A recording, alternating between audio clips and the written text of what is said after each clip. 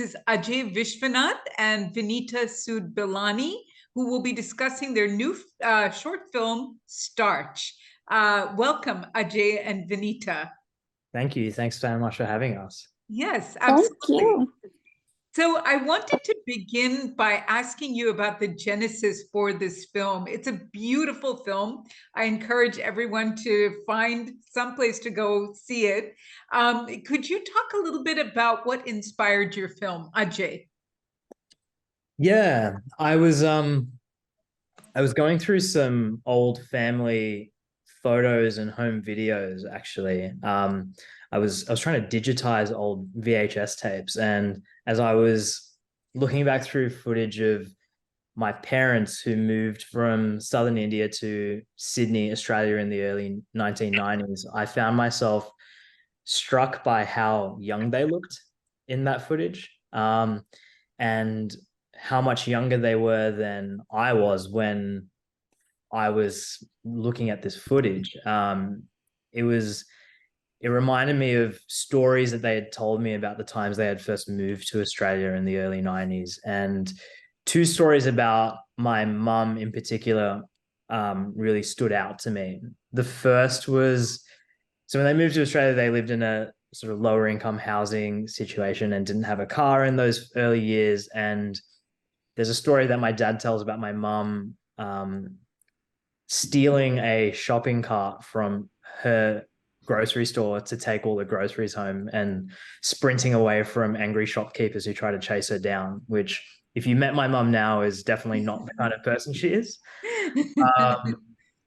And the second story that I remembered was about nights when there wasn't quite enough food to go around, mum making sure that dad and I and whoever else was around was fed, and her drinking the starch water that was left over from the rice pot from cooking rice because it was thicker and would fill her belly to get her through the night. And they felt really personal, really moving, and like a really interesting set of scenes around which to potentially write a film and tell a story about people moving to a new place and having to make some sacrifices morally and ethically in order to find ways to get by. And it felt like really fertile territory to tell a story. And that was the launching off point for the film.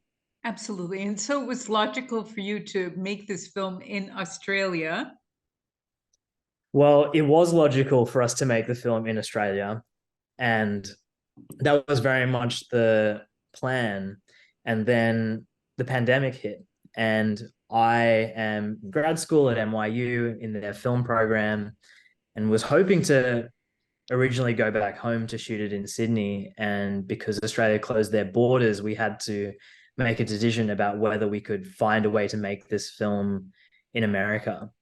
So we went on a really intensive journey of looking for public housing and lower income housing units that felt like housing units in Sydney. I used to live in San Francisco for a time and knew Sacramento and Northern California reasonably well, and happened to find public housing units in Sacramento that looked really remarkably like Sydney. I actually thought they were photos from Sydney when I found them online, and managed to get in touch with the head of Sacramento's Film Commission and with the folks who run Sacramento's public housing units. And over time, we were able to build our production around shooting in Sacramento. And I'm so fortunate that it worked out that way. It really does look like Australia, which is amazing, and I think rare for something like a short film made on this small budget. But we had an amazing team help convert a piece of Northern California into Sydney for us, and it gave me the opportunity to work with amazing actors like Vinita. Fantastic. So Vinita, how did you connect with Ajay to make this film? The producer, Apurva Bakshi, she's quite well known in film circles because she just won an Emmy for making Delhi Crime. I'm sure you watched Delhi Crime. Yeah, she was helping with the casting process, and she has been watching an act for a while and what I've been doing with an act, and she knows that I care about stories. very deeply about immigrant populations and, integration. And she thought this was a subject that would appeal to me. So she said, will you give it a shot? And I said, I'm a theater actor. And she said, yeah, I'm not worried about that. You should audition. And so I did. And then Ajay can tell you what happened after that. Please do, Ajay. Yeah, well, the casting process was trepidatious, I think, for all of us, because the film is in Tamil, which is my native language, but none of the actors in the film are native Tamil speakers. And Vinita, along with our other leads, had to learn the language from scratch, which was quite a feat. I'm still amazed that we're able to pull it off. And I remember when we were thinking about casting and realized that in order to find the best actors we could possibly work with, we would have to go this path of casting likely non-native speakers and teaching them the language for the film.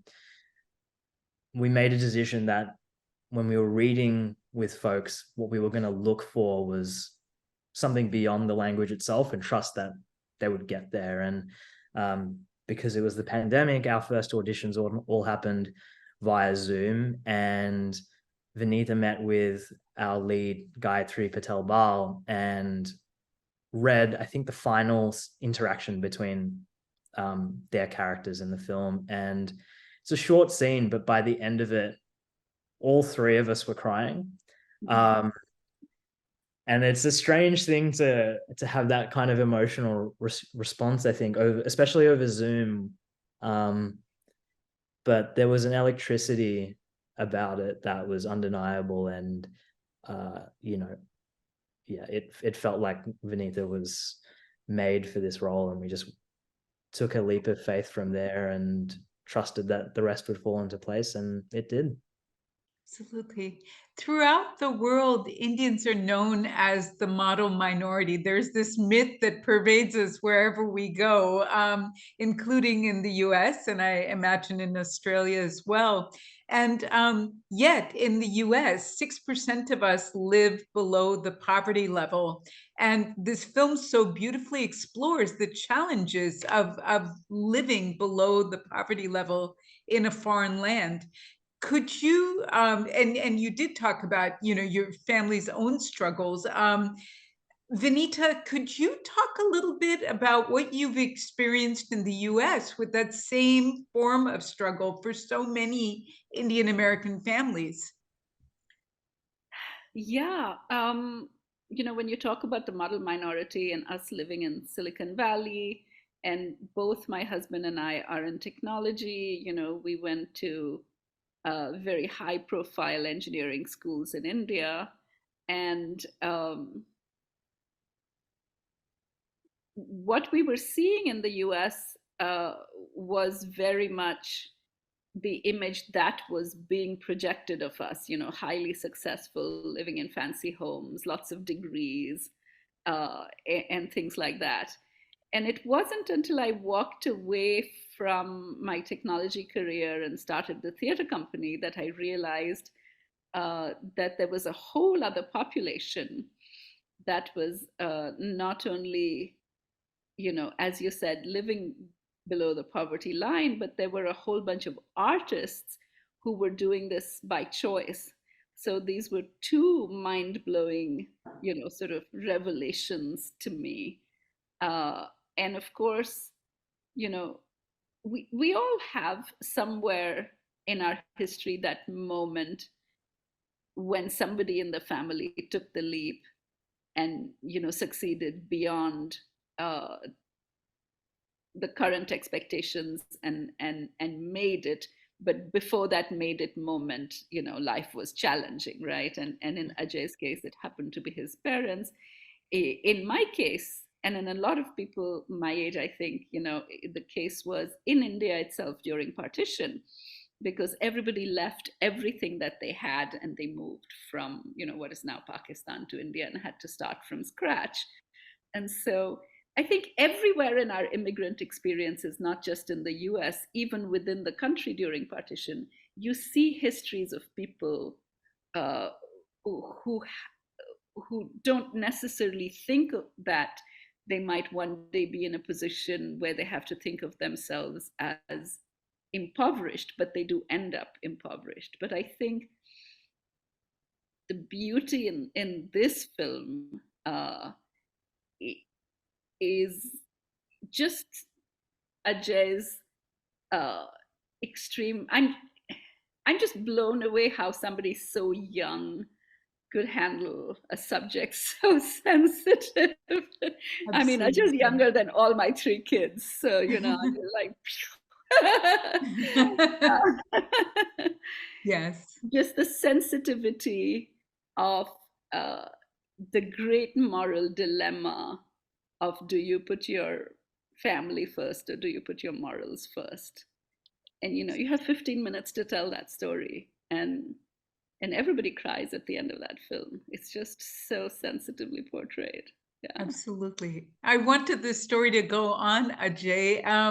Could you talk a little bit about your family? I mean, what did they experience? You know, did they ever, were they ever successful? Did they ever make it?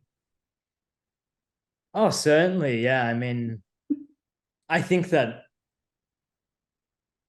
success is defined by people on their own terms and in their own individual ways. But I see this film the same way that I see my parents' lives, especially in the aftermath of them moving to Australia. I see it as a success story. And I think that was very much at the heart of our ethos for making this film, was to not pity these characters, and to celebrate them for their accomplishments. And yeah, I hope that there's a longer version of this film in the works, and I plan to write one and direct one down the road. But for this short film in and of itself, my feeling about the characters in that movie is they go on to figure it out.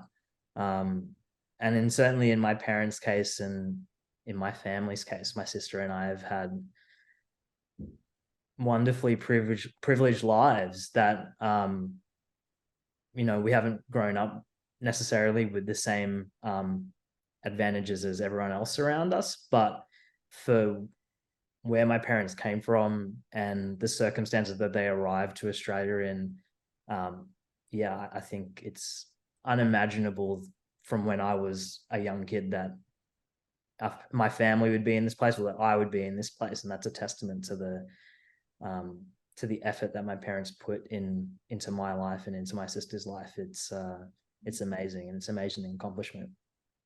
One of the most beautiful things about this film is the intimacy that all of the characters have with one another. And it's just so touching and lovely. In the midst of so much adversity, the husband and wife have just a deep connection that you can immediately sense. Could you talk a little bit about that, and you know, the difficulties in creating that sort of intimacy in such a short period of time? Yes, well, I think first and foremost, we were unbelievably fortunate to work with these amazing actors. I mean, they stepped into this world and it felt like they had lived there their whole lives. And I think as a director, it's just a dream. You know, you don't have to do that much work. You just follow these people and put the camera in the right place, and the magic happens in front of you. And I think a huge amount of the credit belongs to the cast for the relationships they were able to form with each other as people and as characters. For me, it was about creating an environment in which they could feel free and in which they could feel close with one another. We spent a lot of time with each other. I think that always helps. Having to learn a new language helped force us to spend time with one another and spend very intimate time with one another. And I think that the product of that work is is what you see on screen. These people who spent a lot of time developing relationships with each other and understanding each other at a level that goes beyond just the circumstances presented on the page, is what I think we were fortunate to capture on set and bring to audiences. Absolutely. Vinita, there's a subtle element of racism that prevails throughout the film. And it's similar to, I think, the subtle racism that we all face as Indians, no matter how long we've been in America. Could you talk a little bit about your own experience with racism? Have you ever felt that sort of subtle racism? Oh gosh, short answer, yes. um, but when you say subtle, you're absolutely right. We moved to the U.S. Not like most of my friends did straight after college to do a graduate degree. We were living in Europe, and we moved when the oldest of my kids was already a teenager. So we moved into a culture that we thought, and we moved from Europe, so we thought America would be a more accepting culture. And I put my kids in school, and I got a letter saying that we are delighted to inform you that our school has uh, a club for persons of color. You are invited to join. And I was like, I'm not a person of color. I'm a person. I have never thought of myself as a person of color. I've just always thought of myself as a person. Right. And what does this even mean? So I wrote back to the school administration and I said, I'm just a person. What do you mean off color? Does that make me different from any other parent in the school? And they'd never gotten a letter or a response like that. So for me to come to terms that in this country I was always going to be different because my skin color was different, it was a little bit of a shock because we had lived by then on 4 different continents, and I had never been labeled off color. Not that I hadn't experienced racism. I mean, there are many parts of Europe that racism is far more blatant than it is in the US. But that was my first encounter. And then, of course, I'm a huge theater buff, and then the balance to my technology side is always the creative theatrical side. And I could not get a role in any production in any theater company that was a professional theater company. And the only roles I could get were South Asian non-professional community theaters. And they were not professional, but I was used to working in professional theater. So I actually walked away from my technology career and started an act for that reason, because I said we have to create a platform where we are training actors, directors, writers, and now we've started a film lab, partly inspired by my experience at Starch, where I needed to commit to creating a platform to sending as many people of color into the mainstream environment as possible by allowing them to build a resume at a professional theater company. And I've been very, ACT has been quite successful at that, but it is a fight that I fight every day.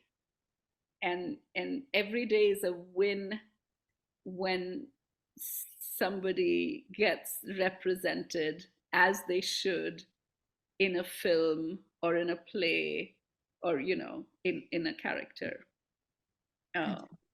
Yeah. Fantastic. So the film has received a number of accolades as it makes its way across the various film festivals, both in the US and abroad. Ajay, do you want to talk about the most recent accolade the film has received? Sure, yeah, we are in the midst of a really exciting festival run that's really just kicked off. So it all feels very new and exciting to all of us, but we won the award for Best International Short Film at the International South Asian Film Festival a few weeks ago, and just played to a great reception at the Tasvir Film Festival, which is the only Oscar qualifying South Asian film festival in the world. And later this week, we will be bringing the film to Austin for the Austin Film Festival. So it's exciting. It's really, I think, gratifying for all of us that we're able to share this film with communities of all kinds around this country and around the world. And yeah, we're excited to keep going on the journey. Absolutely. And for both of you, what do you hope viewers will take away from this film? Vinita. Oh gosh, couple of things. I think, I'm hoping that viewers will think that all stories are universal, because everybody's been an immigrant at some point, Right. and the story is important, and the the methodology, or the person, the story is universal. And I think the other thing is, I would love for people to think about creating a little bit of compassion in their interaction with people, because we don't know what's driving people to make decisions that sometimes appear, just the fact that she's stealing a shopping cart. Right. If we stop to think about why people are doing it, and think about the why with compassion, I think we'll start to live in a better world. Thank you. Ajay? I mean, that's beautifully said. I think whenever you tell a story that is so personal, you hope that, honestly, you hope that anyone will care to start with. So it's been so moving and so gratifying that people have connected with the film and connected in so many different ways.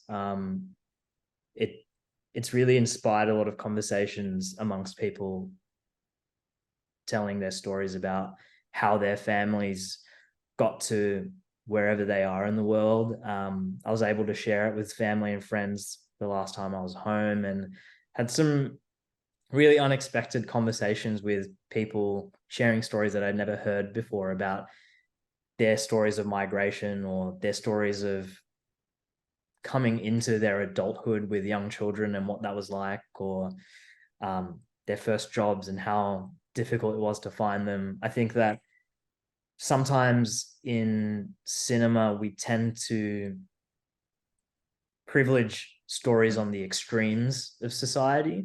And there's certainly a place for those. I love action movies and fantasy movies and sci-fi movies and the rest. But I think that a film like this, I hope, demonstrates that the little moments in day-to-day life can be of life-changing significance, and a moment of compassion or a moment of understanding can change the trajectory of a family's entire life in a new place. And I think that was something that I took away.